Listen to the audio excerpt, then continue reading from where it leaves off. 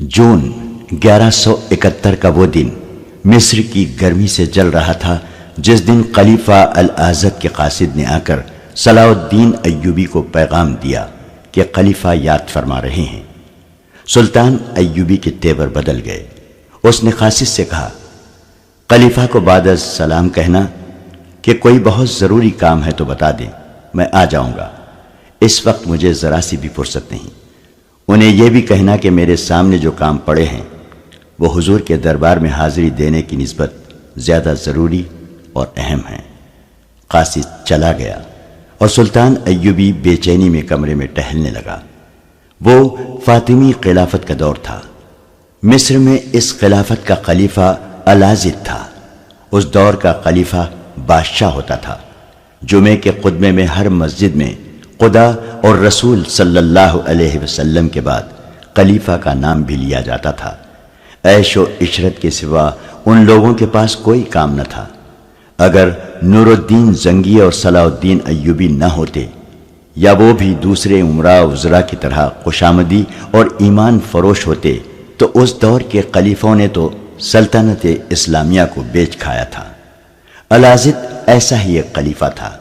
صلاح الدین ایوبی مصر میں گورنر بن کر آیا تو ابتدا میں خلیفہ نے اسے کئی بار بلایا تھا۔ سلطان ایوبی سمجھ گیا کہ خلیفہ اسے صرف اس لیے بلاتا ہے کہ اسے یہ احساس رہے کہ حاکم ایوبی نہیں خلیفہ ہے۔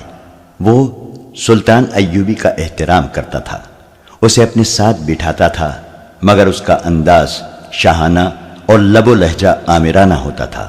اس نے سلطان ایوبی کو جب بھی بلایا بلا مقصد بلایا اور رخصت کر دیا۔ صلیبیوں کو بحر روم میں شکست دے کر اور سوڈانی فوج کی بغاوت کو ختم کر کے سلطان صلاح الدین ایوبی نے خلیفہ کو ٹالنا شروع کر دیا تھا۔ اس نے خلیفہ کے محل میں جو شان و شوکت دیکھی تھی اس نے اس کے سینے میں آگ لگا رکھی تھی۔ محل میں زرد جواہرات کا یہ عالم تھا کہ کھانے پینے کے برتن سونے کے تھے، شراب کی سراہی اور پیالیوں میں ہیرے جڑے ہوئے تھے۔ حرم لڑکیوں سے بھرا پڑا تھا۔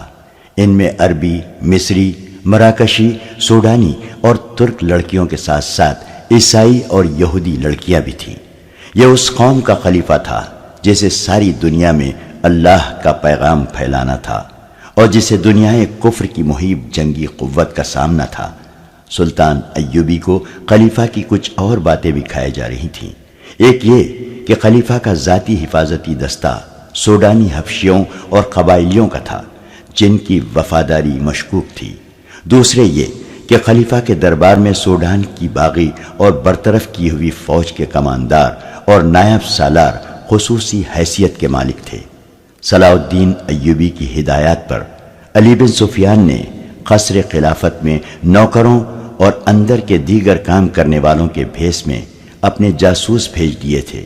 خلیفہ کے حرم کی 2 عورتوں کو بھی اعتماد میں لے کر جاسوسی کے فرائض سونپے گئے تھے۔ ان جاسوسوں کی اطلاعوں کے مطابق خلیفہ سوڈانی کمانداروں کے زیر اثر تھا۔ وہ 60-65 سال کی عمر کا بوڑھا تھا، لیکن خوبصورت عورتوں کی محفل میں خوش رہتا تھا۔ اس کی اسی کمزوری سے صلاح الدین ایوبی کے مخالفین فائدہ اٹھا رہے تھے۔ 1171 کے دوسرے تیسرے مہینے میں خلیفہ کے حرم میں ایک جوان اور غیر معمولی طور پر حسین لڑکی کا اضافہ ہوا تھا۔ حرم کی جاسوس عورتوں نے علی بن سفیان کو بتایا تھا کہ 3-4 آدمی آئے تھے جو عربی لباس میں تھے۔ وہ اس لڑکی کو لائے تھے۔ ان کے پاس بہت سے تحفے بھی تھے۔ لڑکی بھی تحفے کے طور پر آئی تھی۔ اس کا نام ارارہ بتایا گیا تھا۔ اس میں یہ خوبی تھی کہ خلیفہ الازد پر اس نے جادو سا کر دیا تھا۔ بہت ہی چالاک اور ہوشیار لڑکی تھی۔ سلطان ایوبی کو قصر خلافت کی تمام خرافات کا علم تھا، مگر حکومت پر اس کی گرفت ابھی اتنی مضبوط نہیں ہوئی تھی کہ وہ خلیفہ کے خلاف کوئی کارروائی کر سکتا۔ اس سے پہلے کہ گورنر اور امیر خلیفہ کے آگے جھکے رہتے تھے، اسی لیے مصر بغاوتوں کی سرزمین بن گیا تھا۔ وہاں اسلامی خلافت تو تھی، مگر اسلام کا پرچم سرنگوں ہوتا جا رہا تھا۔ فوج سلطنت اسلامیہ کی تھی، مگر سوڈانی جنرل شہری حکومت کی باغ ڈور ہاتھ میں لیے ہوئے تھے اور ان کا رابطہ صلیبیوں کے ساتھ تھا۔ انہی کی بدولت قاہرہ اور اسکندریہ میں عیسائی کنبے آباد ہونے لگے تھے، ان میں جاسوس بھی تھے۔ صلاح الدین ایوبی نے سوڈانی فوج کو تو ٹھکانے لگا دیا تھا، لیکن ابھی چند ایک سوڈانی جنرل موجود تھے جو کسی بھی وقت خطرہ بن کر ابھر سکتے تھے۔ انہوں نے قصر خلافت میں اثر و رسوخ پیدا کر رکھا تھا۔ سلطان ایوبی ابھی خلافت کی تیش پرست گدی کو اس ڈر سے نہیں چھیڑنا چاہتا تھا کہ خلافت کے متعلق کچھ لوگ جذباتی تھے اور کچھ حامی تھے۔ ان میں خوشامدیوں کے ٹولے کی اکثریت تھی۔ اس اکثریت میں وہ اعلیٰ حکام بھی تھے جو مصر کی امارت کی توقع لگائے بیٹھے تھے، مگر یہ حیثیت صلاح الدین ایوبی کو مل گئی۔ سلطان ایوبی ان حالات میں جہاں ملک جاسوسوں اور غداروں سے بھرا پڑا تھا اور صلیبیوں کے جوابی حملے کا خطرہ بھی تھا، ان اعلیٰ اور ادنا حکام کو اپنا دشمن نہیں بنانا چاہتا تھا جو خلافت کے در پردہ تھے۔ مگر جون 1171 کے ایک روز جب خلیفہ نے اسے بلایا تو اس نے صاف انکار کر دیا۔ اس نے دربان سے کہا، علی بن سفیان، بہاؤالدین شداد، عیسیٰ الحکاری فقیہ اور الناصر کو میرے پاس بھیج دو۔ یہ چاروں سلطان ایوبی کے خصوصی مشیر اور معتمد تھے۔ سلطان ایوبی نے انہیں کہا، ابھی خلیفہ کا قاصد مجھے بلانے آیا تھا، میں نے جانے سے صاف انکار کر دیا ہے۔ میں نے آپ کو یہ بتانے اور رائے لینے کے لیے بلایا ہے کہ میں جمعے کے خطبے سے خلیفہ کا نام نکلوا رہا ہوں۔ یہ اقدام ابھی قبل از وقت ہوگا، شداد نے کہا۔ خلیفہ کو لوگ پیغمبر سمجھتے ہیں، رائے عامہ ہمارے خلاف ہو جائے گی۔ ابھی تو لوگ اسے پیغمبر سمجھتے ہیں، سلطان ایوبی نے کہا۔ تھوڑے ہی عرصے بعد وہ اسے خدا سمجھنے لگیں گے۔ اسے پیغمبری اور خدائی دینے والے ہم لوگ ہیں جو خطبے میں اس کا نام اور خدا اور رسول صلی اللہ علیہ وسلم کے ساتھ لیتے ہیں۔ کیوں عیسیٰ فقیہ، آپ کیا مشورہ دیتے ہیں؟ میں آپ کی تائید کرتا ہوں، عیسیٰ الحکاری فقیہ نے جواب دیا۔ کوئی بھی مسلمان خطبے میں کسی انسان کا نام برداشت نہیں کر سکتا، انسان بھی ایسا جو شراب، عورت اور ہر طرح کے گناہ کا شیدائی ہے۔ یہ الگ بات ہے کہ صدیوں سے خلیفہ کو پیغمبروں کا درجہ دیا جا رہا ہے۔ میں چونکہ شہری اور مذہبی امور کا ذمہ دار ہوں، اس لیے یہ نہیں بتا سکتا کہ سیاسی اور فوجی لحاظ سے آپ کے فیصلے کا رد عمل کیا ہوگا۔ رد عمل شدید ہوگا، بہاؤالدین شداد نے کہا، اور ہمارے خلاف ہوگا۔ اس کے باوجود میں یہی مشورہ دوں گا کہ یہ بدعت ختم ہونی چاہیے، یا خلیفہ کو پکا مسلمان بنا کر لوگوں کے سامنے لایا جائے، جو مجھے ممکن نظر نہیں آتا۔ رائے عامہ کو مجھ سے بہتر اور کون جا سکتا ہے، علی بن سفیان نے کہا، جو جاسوسی اور سراغ رسانی کے شعبے کا سربراہ تھا۔ اس نے ملک کے اندر جاسوسوں اور مغبروں کا جال بچھا رکھا تھا۔ اس نے کہا، عام لوگوں نے خلیفہ کی کبھی صورت نہیں دیکھی، وہ الازد کے نام سے نہیں، سلطان صلاح الدین ایوبی کے نام سے واقف ہیں۔ میرے محکومے کی مصدقہ اطلاعات نے مجھے یقین دلایا ہے کہ آپ کے 2 سالہ دور امارت میں لوگوں کی ایسی ضروریات پوری ہو گئی ہیں جن کے متعلق انہوں نے کبھی سوچا بھی نہ تھا۔ شہروں میں ایسے مطب نہیں تھے جہاں مریضوں کو داخل کر کے علاج کیا جا سکتا تھا۔ لوگ معمولی بیماریوں سے مر جاتے تھے۔ اب سرکاری مطب کھول دیے گئے ہیں، درسگاہیں بھی کھولی گئی ہیں، تاجروں اور دکانداروں کی لوٹ کھسوٹ ختم ہو گئی ہے، جرائم بھی کم ہو گئے ہیں، اور اب لوگ اپنی مشکلات اور فریادیں آپ تک براہ راست پہنچا سکتے ہیں۔ آپ کے یہاں آنے سے پہلے لوگ سرکاری اہلکاروں اور فوجیوں سے خوفزدہ رہتے تھے۔ آپ نے ان کے حقوق بتا دیے ہیں اور وہ اپنے آپ کو ملک و ملت کا حصہ سمجھنے لگے ہیں۔ خلافت سے انہیں بے انصافی اور بے رحمی کے سوا کچھ نہیں ملا۔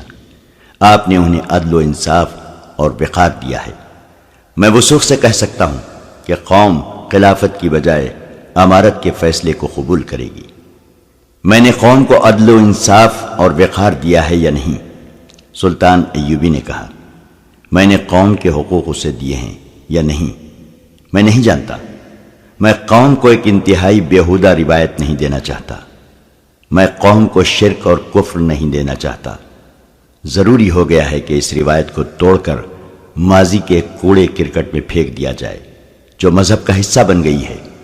اگر یہ روایت قائم رہی تو یہ بھی ہو سکتا ہے کہ کل پرسوں میں بھی اپنا نام خطبے میں شامل کر دوں۔ دیے سے دیا جلتا ہے، لیکن میں اس دیے کو بجھا دینا چاہتا ہوں جو شرک کی روشنی کو آگے چلا رہا ہے۔ قصر خلافت بدکاری کا اڈا بنا ہوا ہے۔ خلیفہ اس رات بھی شراب پیے ہوئے حرم کے حسن میں بدمست پڑا تھا جس رات سوڈانی فوج نے ہم پر حملہ کیا تھا۔ اگر میری چال ناکام ہو جاتی تو مصر سے اسلام کا پرچم اتر جاتا۔ جب اللہ کے سپاہی شہید ہو رہے تھے اس وقت بھی خلیفہ شراب پیے ہوئے تھا۔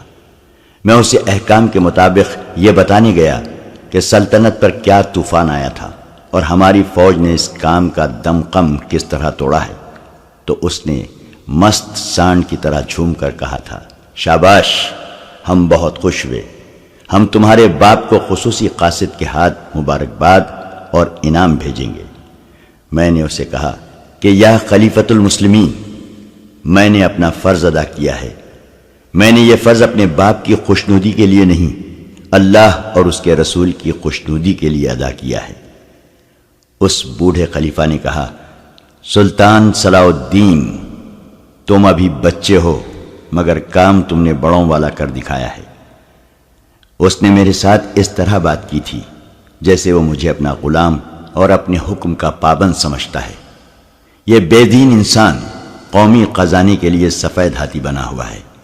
سلطان ایوبی نے خط نکال کر سب کو دکھایا اور کہا، 6-7 دن گزرے، نور الدین زنگی نے مجھے یہ پیغام بھیجا ہے۔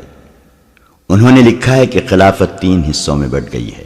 بغداد کی مرکزی خلافت کا دونوں ماتحت خلیفوں پر اثر ختم ہو چکا ہے۔ آپ یہ خیال رکھیں کہ مصر کا خلیفہ خود مختار حاکم نہ بن جائے۔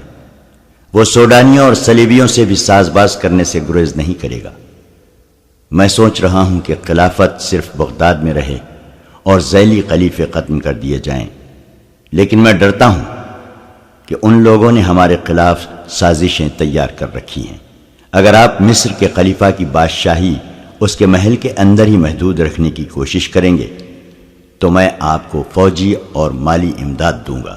احتیاط کی بھی ضرورت ہے کیونکہ مصر کے اندرونی حالات ٹھیک نہیں ہیں۔ مصر میں ایک بغاوت اور بھی ہوگی۔ سوڈانیوں پر کڑی نظر رکھیں۔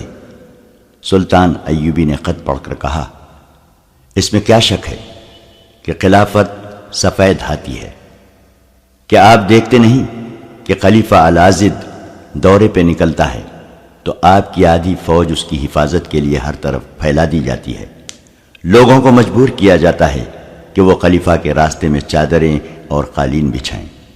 خلیفہ کا حفاظتی دستہ دورے سے پہلے لوگوں کو دھمکیاں دے کر مجبور کر دیتا ہے کہ ان کی عورتیں اور جوان بیٹیاں خلیفہ پر پھولوں کی پتیاں پھینکیں۔ اس کے دوروں پر خزانے کی وہ رقم تباہ کی جاتی ہے جو ہمیں سلطنت اسلامیہ کے دفاع اور توسیع کے لیے اور قوم کی فلاح و بہبود کے لیے درکار ہے۔ اس کے علاوہ اس پہلو پر بھی غور کرو کہ ہمیں مصری عوام پر، یہاں کے عیسائیوں اور دیگر غیر مسلموں پر یہ ثابت کرنا ہے کہ اسلام شہنشاہوں کا مذہب نہیں، یہ عرب کے صحراؤں کے کسانوں اور شتربانوں کا سچا مذہب ہے، اور یہ انسان کو انسانیت کا وہ درجہ دینے والا مذہب ہے جو خدا کو عزیز ہے۔ یہ بھی ہو سکتا ہے کہ خلیفہ کے خلاف کارروائی کرنے سے آپ کے خلاف یہ بہتان تراشی ہونے لگے کہ خلیفہ کی جگہ آپ خود حاکم بننا چاہتے ہیں۔ شداد نے کہا، سچ کی ہمیشہ مخالفت ہوئی ہے اور ہوتی رہے گی۔ سلطان ایوبی نے کہا، آج جھوٹ اور باطل کی جڑیں صرف اس لیے مضبوط ہو گئی ہیں کہ مخالفت اور مخالفانہ رد عمل سے ڈر کر لوگوں نے سچ بولنا چھوڑ دیا ہے۔ حق کی آواز سینوں میں دب کر رہ گئی ہے۔ شاہانہ دوروں نے اور شہنشاہیت کے اظہار کے اوچھے طریقوں نے رعایا کے دلوں سے وہ وقار ختم کر دیا ہے جو قوم کا ترے امتیاز تھا۔ عوام کو بھوکا رکھ کر اور ان پر زبردستی اپنی حکمرانی ٹھونس کر انہیں غلامی کی ان زنجیروں میں باندھ دیا جا رہا ہے جنہیں ہمارے رسول اکرم صلی اللہ علیہ وسلم نے توڑا تھا۔ ہمارے بادشاہوں نے قوم کو اس پستی تک پہنچا دیا ہے کہ یہ بادشاہ اپنی عیاشیوں کی خاطر صلیبیوں سے دوستانہ کر رہے ہیں، ان سے پیسے مانگتے ہیں، اور صلیبی آہستہ آہستہ سلطنت اسلامیہ پر قابض ہوتے چلے جا رہے ہیں۔ آپ نے شداد مخالفت کی بات کی ہے، ہمیں مخالفت سے نہیں ڈرنا چاہیے۔ قابل صد احترام امیر سلطان ایوبی کے نائب سالار الناصر نے کہا، ہم مخالفت سے نہیں ڈرتے، آپ نے ہمیں میدان جنگ میں دیکھا ہے، ہم اس وقت بھی نہیں ڈرے تھے جب ہم محاصرے میں لڑے تھے، ہم بھوکے اور پیاسے بھی لڑے تھے، صلیبیوں کے طوفان ہم نے اس حالت میں بھی روکے تھے جب ہماری تعداد کچھ بھی نہیں تھی۔ مگر میں آپ کو آپ کی ہی کہی ہوئی ایک بات یاد دلانا چاہتا ہوں۔ آپ نے ایک بار کہا تھا کہ حملہ جو باہر سے آتا ہے اسے ہم قلیل تعداد میں بھی روک سکتے ہیں، لیکن حملہ جو اندر سے ہوتا ہے، اور جب حملہ آور اپنی قوم کے افراد ہوتے ہیں تو ہم ایک بار تو چونک اٹھتے اور سن ہو جاتے ہیں کہ یا خدائے ذوالجلال، یہ کیا ہوا؟ قابل احترام امیر مصر، جب ملک کے حاکم ملک کے دشمن ہو جائیں تو آپ کی تلوار نیام کے اندر تڑپتی رہے گی، باہر نہیں آئے گی۔ آپ نے درست کہا الناصر۔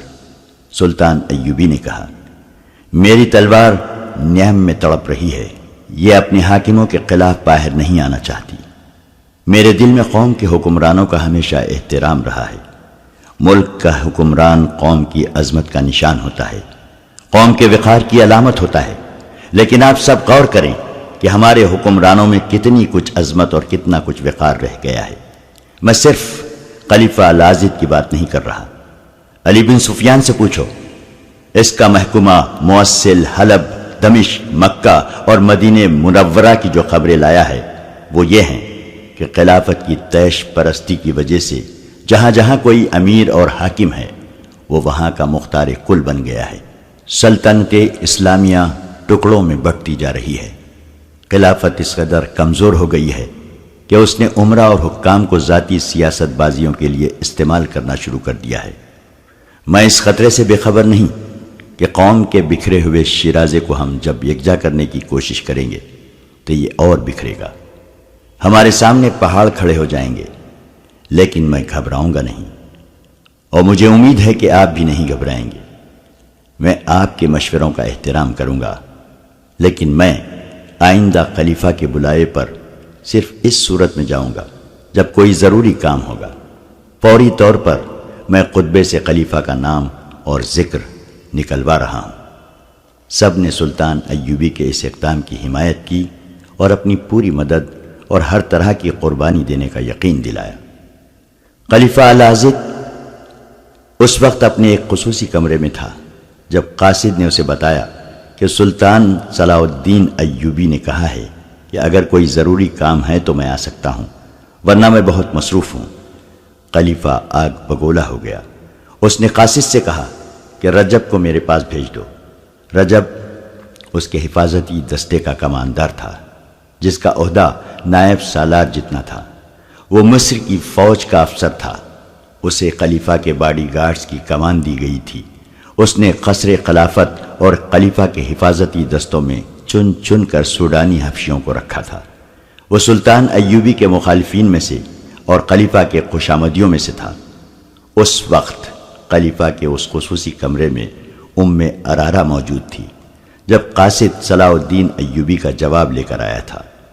اس نے خلیفہ سے کہا، صلاح الدین آپ کا نوکر ہے، آپ نے اسے سر چڑھا رکھا ہے، آپ کیوں نہیں اسے معزول کر دیتے؟ کیوں نہیں اپنے سپاہی بھیج کر اسے حراست میں یہاں بلوا لیتے؟ اس لیے کہ اس کے نتائج اچھے نہیں ہوں گے۔ خلیفہ نے غصے کے عالم میں کہا، فوج اس کی کمان میں ہے، وہ میرے خلاف فوج استعمال کر سکتا ہے۔ اتنے میں رجب آ گیا۔ اس نے جھک کر فرشی سلام کیا۔ العاضد نے غصے سے کانپتی ہوئی آواز میں اس سے کہا، میں پہلے ہی جانتا تھا کہ یہ کمبخت قصر اور سرکش آدمی ہے، یہ صلاح الدین ایوبی۔ میں نے اسے بلایا تو یہ کہہ کر آنے سے انکار کر دیا ہے کہ ضروری کام ہے تو آؤں گا، ورنہ آپ کا بلاوا میرے لیے کوئی معنی نہیں رکھتا، کیونکہ میرے سامنے ضروری کام پڑے ہیں۔ غصے میں بولتے بولتے اسے ہچکی آئی، پھر کھانسی اٹھی اور اس نے دل پر ہاتھ رکھ لیا اس کا رنگ زرد ہو گیا۔ اس حالت میں کمزور سی آواز میں کہا، بدبخت کو یہ بھی احساس نہیں کہ میں بیمار ہوں۔ میرا دل مجھے لے بیٹھے گا۔ میرے لیے غصہ ٹھیک نہیں۔ مجھے اپنی صحت کا غم کھایا جا رہا ہے اور اسے اپنے کاموں کی پڑی ہے۔ آپ نے اسے کیوں بلایا تھا؟ رجب نے پوچھا۔ مجھے حکم دیجیے۔ میں نے اسے صرف اس لیے بلایا تھا کہ اسے احساس رہے کہ اس کے سر پر ایک حاکم بھی ہے۔ خلیفہ نے دل پر ہاتھ رکھے ہوئے کراہتی ہوئی آواز میں کہا، تم ہی نے مجھے بتایا تھا کہ صلاح الدین ایوبی خود مختار ہوتا جا رہا ہے۔ میں اسے بار بار یہاں بلانا چاہتا ہوں، اسے حکم دینا چاہتا ہوں تاکہ اسے اپنے پاؤں کے نیچے رکھوں۔ یہ ضروری نہیں کہ کوئی ضروری کام ہو تو ہی میں اسے بلاؤں۔ ارارا نے شراب کا پیالہ اس کے ہونٹوں سے لگا کر کہا، آپ کو 100 بار کہا ہے کہ غصے میں نہ آ جایا کریں۔ آپ کے دل اور اعصاب کے لیے غصہ ٹھیک نہیں۔ اس نے سونے کی ایک ڈبیا میں سے نسواری رنگ کے صفوف میں سے ذرا سا خلیفہ کے منہ میں ڈالا اور پانی پلا دیا۔ خلیفہ نے اس کے بکھرے ہوئے ریشمی بالوں میں انگلیاں الجھا کر کہا، اگر تم نہ ہوتی تو میرا کیا ہوتا؟ سب کو میری دولت اور رتبے سے دلچسپی ہے۔ میری ایک بھی بیوی ایسی نہیں جسے میری ذات کے ساتھ دلچسپی ہو۔ تم تو میرے لیے فرشتہ ہو۔ اس نے لڑکی کو اپنے قریب بٹھا کر بازو اس کی کمر میں ڈال دیا۔ خلیفۃ المسلمین رجب نے کہا، آپ بڑے ہی نرم دل اور نیک انسان ہیں۔ یہی وجہ ہے کہ صلاح الدین ایوبی نے یہ گستاخی کی ہے۔ آپ نے یہ بھی فراموش کر دیا ہے کہ وہ عربی نسل سے نہیں، وہ آپ کی نسل سے نہیں، وہ کرد ہے۔ میں حیران ہوں کہ اسے اتنی بڑی حیثیت کس نے دے دی ہے۔ اگر اس میں کچھ خوبی ہے تو صرف یہ ہے کہ وہ ایک اچھا عسکری ہے، میدان جنگ کا استاد ہے، لڑنا بھی جانتا ہے اور لڑانا بھی جانتا ہے۔ مگر یہ وصف اتنا اہم نہیں کہ اسے مصر کی امارت سونپ دی جائے۔ اس نے سوڈان کی اتنی بڑی اور اتنی تجربے کار فوج یوں توڑ کر ختم کر دی ہے جس طرح بچہ کوئی کھلونا توڑ دیتا ہے۔ آپ ذرا غور فرمائیں کہ جب یہاں سوڈانی باشندوں کی فوج تھی، ناجی اور ادروش جیسے سالار تھے، تو رعایا آپ کے کتوں کے آگے بھی سجدہ کرتی تھی۔ سوڈانی لشکر کے سالار آپ کی دہلیز پر حاضر رہتے تھے۔ اب یہ حال ہے کہ آپ اپنے ایک ماتحت کو بلاتے ہیں تو وہ آنے سے انکار کر دیتا ہے۔ رجب، خلیفہ نے اچانک گرج کر کہا، تم ایک مجرم ہو۔ رجب کا رنگ پیلا پڑ گیا۔ ارارا بھدک کر الازد سے الگ ہو گئی اور الازد نے اسے پھر بازو کے گھیرے میں لے کر اپنے ساتھ لگا لیا اور پیار سے بولا، کیا میں نے تمہیں ڈرا دیا ہے؟ میں رجب سے یہ کہنا چاہتا ہوں کہ یہ آج 2 سال بعد مجھے بتا رہا ہے کہ ہماری پرانی فوج اور اس کے سالار اچھے تھے اور صلاح الدین ایوبی کی بنائی ہوئی فوج خلافت کے حق میں اچھی نہیں۔ کیوں رجب، تم یہ بات پہلے بھی جانتے تھے؟ چپ کیوں رہے؟ اب جبکہ یہ امیر مصر اپنی جڑیں مضبوط کر چکا ہے، مجھے بتا رہے ہو کہ یہ خلافت کا باغی اور سرکش ہے۔ میں حضور کے عتاب سے ڈرتا تھا، رجب نے کہا۔ سلطان ایوبی کا انتخاب بغداد کی خلافت نے کیا تھا، یہ آپ کے مشورے سے ہی ہوا ہوگا۔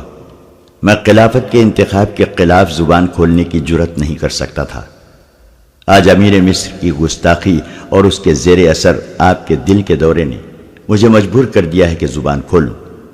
میں کب سے دیکھ رہا ہوں کہ صلاح الدین کئی بار آپ کے حضور گستاخی کر چکا ہے۔ میرا فرض ہے کہ آپ کو خطروں سے آگاہ کروں اور بچاؤں۔ اس دوران ارارا خلیفہ کے گالوں سے گال رگڑتی رہی اور اس کی انگلیوں میں انگلیاں الجھا کر بچوں کی طرح کھیلتی رہی۔ ایک بار اس نے خلیفہ کے گالوں کو ہاتھوں میں تھام کر پوچھا، طبیعت بحال ہوئی؟ خلیفہ نے اس کی ٹھوڑی کو چھیڑتے ہوئے کہا، دوائی نے اتنا اثر نہیں کیا جتنا تیرے پیار نے کیا ہے۔ خدا نے تجھے وہ حسن اور وہ جذبہ دیا ہے جو میرے ہر روگ کے لیے اکسیر ہے۔ اس نے ارارا کا سر اپنے سینے پر ڈال کر رجب سے کہا، روز قیامت جب مجھے جنت میں بھیجیں گے تو میں خدا سے کہوں گا کہ مجھے کوئی حور نہیں چاہیے، مجھے ارارا دے دو۔ ارارا صرف حسین ہی نہیں، رجب نے کہا، یہ بہت ہوشیار اور ذہین بھی ہے۔ حضور کا حرم سازشوں کا گھر بنا ہوا تھا، اس نے آ کر سب کو لگام ڈال دی ہے۔ اب کسی کی جرت نہیں کہ کوئی عورت کسی عورت کے خلاف یا کوئی اہلکار قصر خلافت میں ذرا سی بھی گڑبڑ کرے۔ رجب صلاح الدین ایوبی کے متعلق بات کر رہے تھے۔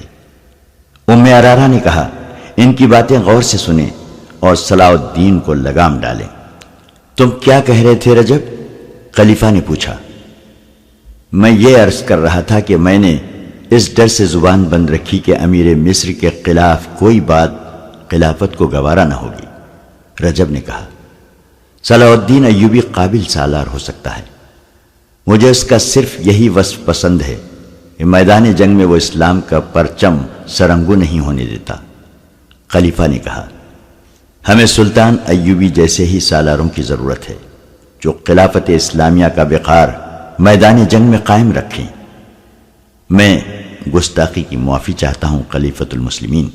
رجب نے کہا، خلافت نے ہمیں میدان جنگ میں نہیں آزمایا۔ صلاح الدین ایوبی کے متعلق میں یہ کہنے کی جرت کروں گا کہ وہ خلافت اسلامیہ کے وقار کے لیے نہیں لڑتا بلکہ اپنے وقار کے لیے لڑتا ہے۔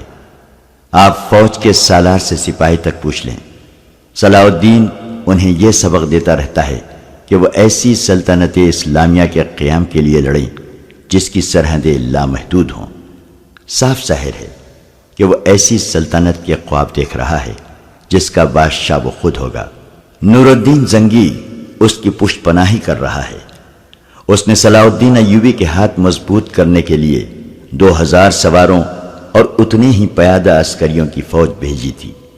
کیا اس نے خلیفہ بغداد کی اجازت سے یہ فوج بھیجی تھی؟ کیا خلافت کا کوئی ایلچی آپ سے مشورہ لینے آیا تھا کہ مصر میں فوج کی ضرورت ہے یا نہیں؟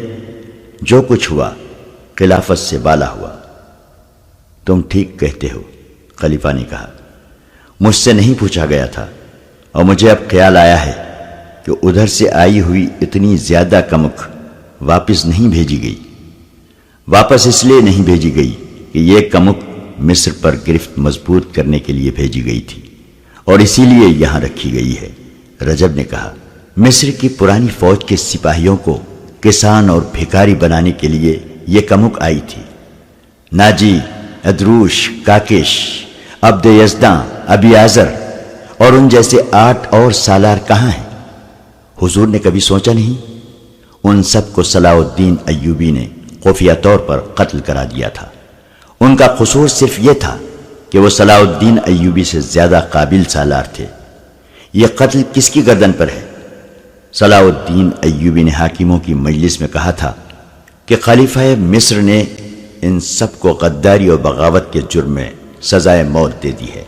جھوٹ! خلیفہ نے بھڑک کر کہا، سفید جھوٹ! مجھے صلاح الدین ایوبی نے بتایا تھا کہ یہ سب غدار ہیں۔ میں نے اسے کہا تھا کہ گواہ لاؤ اور مقدمہ چلاؤ۔ اس نے مقدمہ چلائے بغیر وہ فیصلہ خود کیا جو خلافت کی مہر کے بغیر بیکار ہوتا ہے۔ رجب نے کہا، ان بدقسمت سالاروں کا جرم یہ تھا کہ انہوں نے صلیبی بادشاہ سے رابطہ قائم کیا تھا۔ ان کا مقصد کچھ اور تھا، اور وہ یہ تھا کہ صلیبیوں سے بات چیت کر کے جنگ و جدل ختم کیا جائے اور ہم اپنے ملک اور رعایا کی خوشحالی اور فلاح و بہبود کی طرف توجہ دے سکیں۔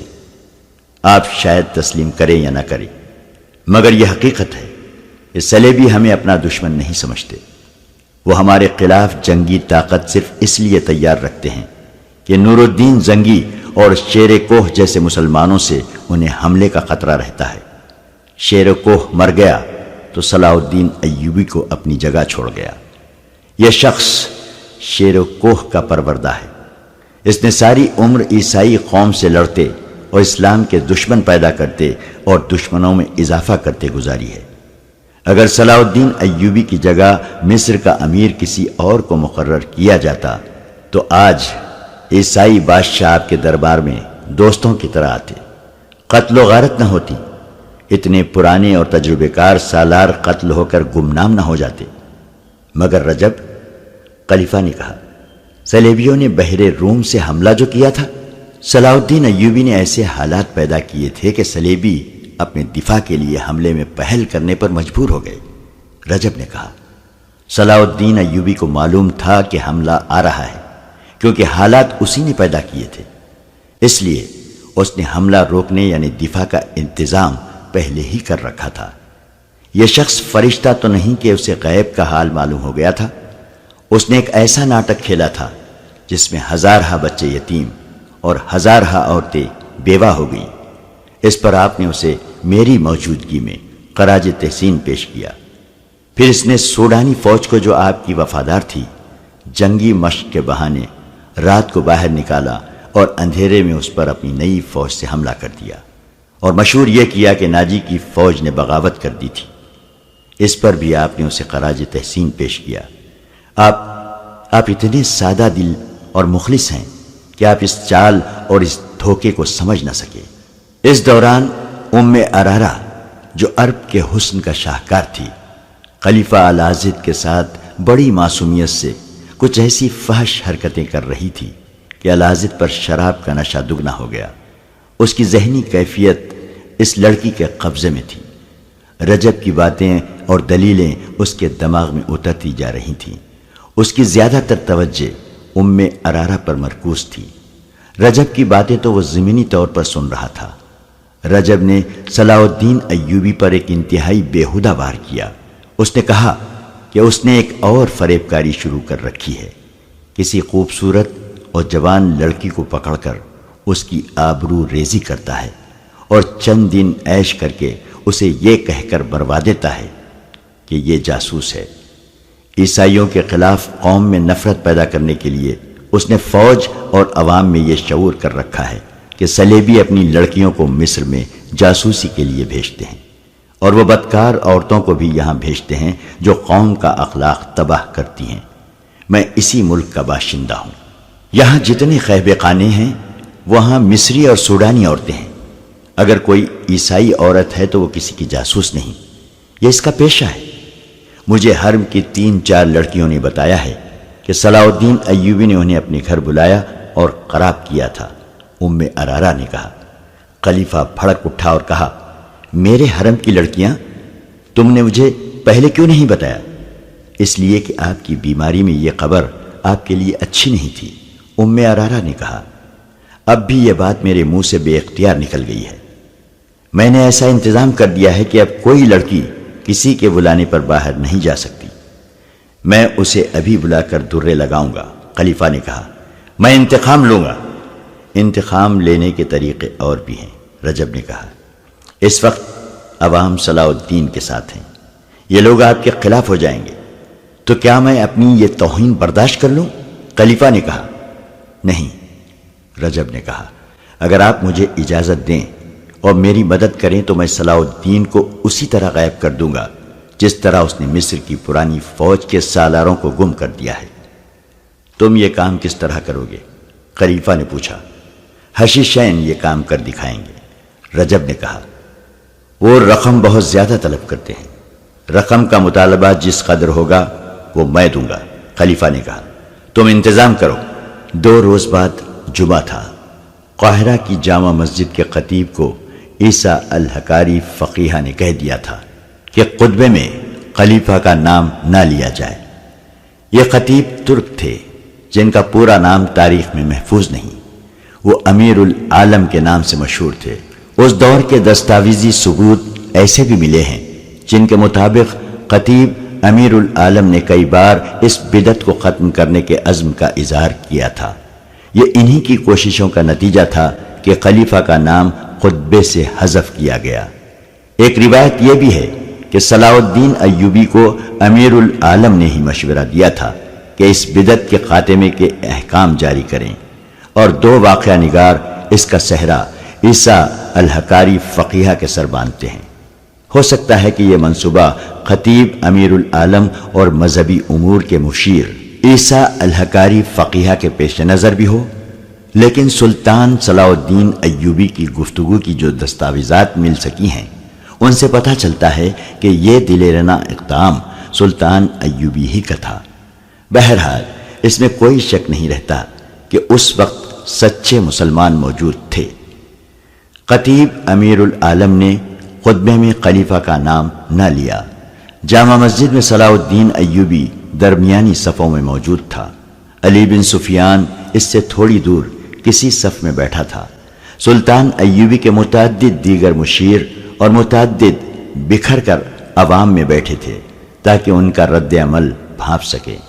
علی بن سفیان کے مغبروں کی بہت بڑی تعداد مسجد میں موجود تھی۔ خلیفہ کا نام خطبے سے غائب کرنا ایک سنگین اقدام نہیں بلکہ خلافت کے احکام کے مطابق سنگین جرم تھا۔ اس کا ارتکاب کر دیا گیا۔ سربراہوں میں سے اگر کوئی مسجد میں نہیں تھا تو وہ خلیفہ العاضد تھا۔ نماز کے بعد سلطان ایوبی اٹھا، خطیب کے پاس گیا، ان سے مصافحہ کیا، ان کے چوغے کا بوسہ لیا اور کہا، اللہ آپ کا حامی و ناصر ہے۔ خطیب امیر العالم نے جواب دیا، یہ حکم صادر فرما کر آپ نے جنت میں گھر بنا لیا ہے۔ واپس چند قدم چل کر سلطان ایوبی رک گیا اور خطیب کے قریب جا کر کہا، اگر آپ کو خلیفہ کا بلاوا آ جائے تو اس کے پاس جانے کے بجائے میرے پاس آ جانا، میں آپ کے ساتھ چلوں گا۔ اگر امیر مصر گستاخی نہ سمجھے، امیر العالم نے کہا، تو عرض کروں کہ باطل اور شرک کے خلاف عمل اور حق گوئی اگر جرم ہے تو اس کی سزا میں اکیلے بھگتوں گا، میں آپ کا سہارا نہیں ڈھونڈوں گا۔ خلیفہ نے بلایا تو اکیلا جاؤں گا۔ میں نے خلیفہ کے نام کو آپ کے حکم سے نہیں خدا کے حکم سے حذف کیا ہے۔ میں آپ کو مبارکباد پیش کرتا ہوں۔ شام کے بعد صلاح الدین ایوبی علی بن سفیان، بہاؤالدین شداد اور چند ایک اور مشیروں سے دن کی رپورٹ لے رہا تھا۔ سارے شہر میں شہریوں کے بھیس میں مخبر اور جاسوس پھیلا دیے گئے تھے جنہوں نے لوگوں کی رائے معلوم کر لی تھی۔ علی بن سفیان نے سلطان ایوبی کو بتایا کہ کہیں سے بھی اسے ایسی کوئی اطلاع نہیں ملی جہاں کسی نے یہ کہا ہو کہ خطبے میں خلیفہ کا نام نہیں لیا گیا تھا۔ علی بن سفیان کے بعض آدمیوں نے 2-3 جگہوں پر یہ بھی کہا کہ جامع مسجد کے خطیب نے آج خطبے میں خلیفہ کا نام نہیں لیا تھا، یہ اس نے بہت برا کیا ہے۔ اس پر کچھ آدمی اس طرح حیران ہوئے جیسے انہیں معلوم ہی نہیں کہ خطبے میں خلیفہ کا نام لیا گیا تھا یا نہیں۔ ان میں سے 4-5 آدمی نے اس قسم کے خیالات کا اظہار کیا کہ اس سے کیا فرق پڑتا ہے، خلیفہ خدا یا پیغمبر تو نہیں۔ ان اطلاعات سے سلطان ایوبی کو اطمینان ہو گیا کہ عوام کے جس رد عمل سے اسے ڈرایا گیا تھا اس کا کہیں بھی اظہار نہیں ہوا ہے۔ صلاح الدین ایوبی نے اسی وقت سلطان نور الدین زنگی کے نام پیغام لکھا جس میں اسے اطلاع دی کہ اس نے جمعے کے خطبے میں سے خلیفہ کا نام نکلوا دیا ہے۔ عوام کی طرف سے اچھے رد عمل کا اظہار ہوا ہے، لہٰذا آپ بھی مرکزی خلافت کو خطبے سے خارج کر دیں۔ اس لب لباب کا طویل پیغام لکھ کر اس نے حکم دیا کہ قاصد کو علی الصبا روانہ کر دیا جائے جو یہ پیغام نور الدین زنگی کو دے کر واپس آ جائے۔ اس کے بعد اس نے علی بن سفیان سے کہا کہ خلیفہ کے محل میں جاسوسوں کو چوکنا کر دیا جائے، وہاں ذرا سی بھی مشکوک حرکت ہو تو فوراً اطلاع دے۔ رجب کو سلطان ایوبی جانتا تھا، اسے یہ بھی معلوم تھا کہ رجب خلیفہ کا منہ چڑھا نائب سالار ہے۔ سلطان ایوبی نے علی بن سفیان سے کہا، رجب کے ساتھ ایک آدمی سائے کی طرح لگا رہنا چاہیے۔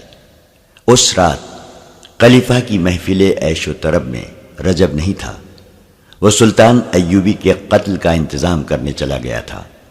اسے حسن بن صباح کے حشیشین سے ملنا تھا۔ خلیفہ روز مرہ کی طرح باہر کی دنیا سے بے خبر اور ام ارارہ کی طلسماتی حسن اور ناز و ادا میں گم تھا۔ اسے کسی نے بتایا ہی نہیں تھا کہ خطبے میں سے اس کا نام حذف ہو چکا ہے۔ وہ خوش تھا کہ صلاح الدین ایوبی کے قتل کا انتظام ہونے والا ہے۔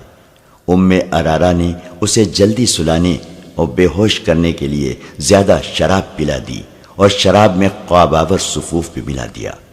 اس بوڑھے سے جلدی چھٹکارا حاصل کرنے کے لیے وہ یہی نسخہ استعمال کیا کرتی تھی۔ اسے سلا کر اور قندیلیں بجھا کر وہ کمرے سے نکل گئی۔ وہ اپنے مخصوص کمرے کی طرف جا رہی تھی جس میں رجب رات کو چوری چھپے اس کے پاس آیا کرتا تھا۔ وہ کمرے میں داخل ہوئی ہی تھی کہ کواڑوں کے پیچھے سے کسی نے اس پر کمبل پھینکا۔ اس کی آواز بھی نہ نکلنے پائی تھی کہ اس کے منہ پر جہاں پہلے ہی کمبل لپٹ گیا تھا ایک اور کپڑا باندھ دیا گیا۔ اسے کسی نے کندھوں پر ڈال لیا اور کمرے سے نکل گیا۔ یہ 2 آدمی تھے۔ وہ محل کی بھول بھلیوں اور چوراستوں سے واقف معلوم ہوتے تھے۔ وہ اندھیری سیڑھیوں پر چڑھ گئے۔ اوپر سے انہوں نے رسا باندھ کر نیچے لٹکایا۔ لڑکی کو کندھوں پر ڈالے ہوئے وہ آدمی رسے سے نیچے اتر گیا۔ اس کے پیچھے دوسرا اترا اور دونوں اندھیرے میں غائب ہو گئے۔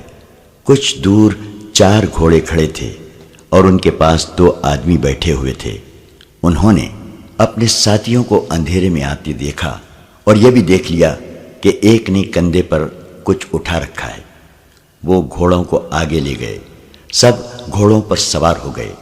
ایک سوار نے لڑکی کو اپنے آگے ڈال لیا۔ ان میں سے کسی نے کہا، گھوڑوں کو ابھی دوڑانا نہیں، ٹاپو سارے شہر کو جگا دیں گے۔ گھوڑے آہستہ آہستہ چلتے گئے اور شہر سے نکل گئے۔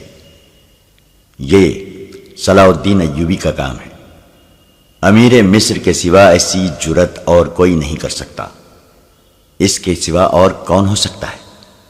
قصر خلافت میں یہی شور و غل بپا تھا کہ ام ارارہ کو صلاح الدین ایوبی نے اغوا کرایا ہے۔ رجب واپس آ گیا تھا۔ محل کے کونے کونے کی تلاشی لی جا چکی تھی۔ محافظ دستہ کمانداروں کے عتاب کا نشانہ بنا ہوا تھا۔ خود کماندار بھی سپاہیوں کی طرح تھر تھر کانپ رہے تھے۔ ایک لڑکی کا اغوا معمولی واردات نہیں تھی، اور لڑکی بھی ایسی جسے خلیفہ حرم کا ہیرا سمجھا جاتا تھا۔ محل کے پچھواڑے ایک رسا لٹک رہا تھا۔ زمین پر پاؤں کے نشان تھے جو تھوڑی دور جا کر گھوڑوں کے نشانات میں ختم ہو گئے تھے۔ ان سے یہ ثبوت مل گیا تھا کہ لڑکی کو رسے سے اتارا گیا ہے۔ اس شک کا اظہار بھی کیا گیا کہ لڑکی اپنی مرضی سے کسی کے ساتھ گئی ہے۔ خلیفہ نے اس شک کو مسترد کر دیا تھا۔ وہ کہتا تھا کہ ام ارارہ اس پر جان چھڑکتی تھی۔ یہ صلاح الدین ایوبی کا کام ہے۔ رجب نے العزیز سے کہا، قصر خلافت میں ہر کسی کی زبان پر یہی الفاظ ہیں کہ اس کے سوا اور کوئی بھی ایسی جرت نہیں کر سکتا۔ ہر کسی کے کانوں میں یہ الفاظ رجب نے ہی ڈالے تھے۔ اسے جو ہی ام ارارہ کی گمشدگی کی اطلاع ملی تھی، اس نے سارے محل میں گھوم پھر کر ہر کسی سے لڑکی کے متعلق پوچھا اور ہر کسی سے کہا تھا، یہ سلطان ایوبی کا کام ہے۔ قصر صدارت کے اعلیٰ حاکم سے ادنا ملازم تک انہی الفاظ کو دہرائے چلے جا رہے تھے، اور جب یہ الفاظ خلیفہ العازد کے کانوں میں پڑے تو اس نے ذرہ بھر سوچنے کی ضرورت نہ سمجھی کہ یہ الزام بے بنیاد ہو سکتا ہے۔ اس کے کانوں میں یہ تو پہلے ہی ڈالا جا چکا تھا کہ سلطان ایوبی عورتوں کا شیدائی ہے۔ ام ارارہ نے اسے یہ بتایا تھا کہ سلطان ایوبی حرم کی 4 لڑکیوں کو خراب کر چکا ہے۔ خلیفہ نے اسی وقت اپنے خصوصی قاصد کو بلایا اور اس سے کہا کہ امیر مصر کے پاس جاؤ اور اسے کہو کہ پردے میں لڑکی واپس کر دو، میں کوئی کارروائی نہیں کروں گا۔ جس وقت خلیفہ قاصد کو یہ پیغام دے رہا تھا، اس وقت قاہرہ سے 10-12 میل دور 3 شتر سوار قاہرہ کی طرف قرامہ قرامہ آ رہے تھے۔ وہ مصر کی فوج کی گشتی سنتری تھے۔ مصر کے سیاسی حالات چونکہ اچھے نہیں تھے، جاسوسوں اور تقریب کاروں کی سرگرمیاں رکنے کی بجائے بڑھتی جا رہی تھیں۔ سلطان ایوبی کو اچھی طرح معلوم تھا کہ ملک میں غداری اور بغاوت کی چنگاریاں بھی سلگ رہی ہیں۔ اس سوڈانی فوج کی طرف سے جسے اس نے برطرف کر دیا تھا، پوری طرح خطرہ ٹلا نہیں تھا۔ اس فوج کے کماندار، عہدیدار اور سپاہی تجربے کار عسکری تھے، کسی بھی وقت ملک کے لیے خطرہ بن سکتے تھے۔ سب سے بڑا خطرہ تو یہ تھا کہ سلطان ایوبی کے مخالفین نے صلیبیوں سے دوستانہ کر رکھا تھا۔ ان کے جاسوسوں کو وہ پناہ، اڈا اور مدد مہیا کرتے تھے۔ ان خطرات کے پیش نظر دارالحکومت سے بہت دور دور ہر طرف فوج کے چند ایک دستے رکھے گئے تھے۔ ان کے گشتی سنتری دن رات صحراؤں اور ٹیلوں ٹیکریوں کے علاقوں میں گھوڑوں اور اونٹوں پر گشت کرتے رہتے تھے تاکہ آنے والے خطرے کی اطلاع قبل از وقت دی جا سکے۔ وہ 3 شتر سوار انہی دستوں کی گشتی سنتری تھے جو اپنی ذمہ داری کے علاقے میں گشت کر کے واپس آ رہے تھے۔ آگے مٹی اور پتھروں کے علاوہ پہاڑوں اور چٹانوں کا وسیع علاقہ تھا۔